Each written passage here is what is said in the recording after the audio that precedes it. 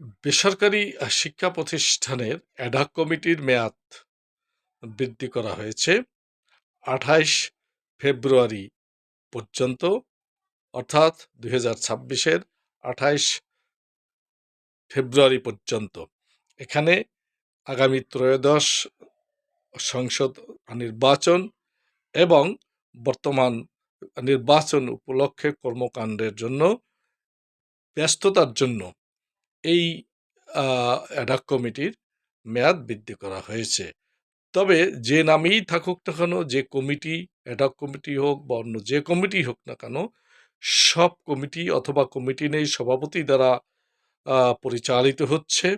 সরকারি নির্দেশনা অনুযায়ী সবগুলোই আগামী ২৮ ফেব্রুয়ারি পর্যন্ত তাদের দায়িত্ব তারা পালন করবেন, বিশেষ করে এই শিক্ষা প্রতিষ্ঠানগুলো, এমপিওভুক্ত শিক্ষা প্রতিষ্ঠানগুলোর জন্য। ধন্যবাদ।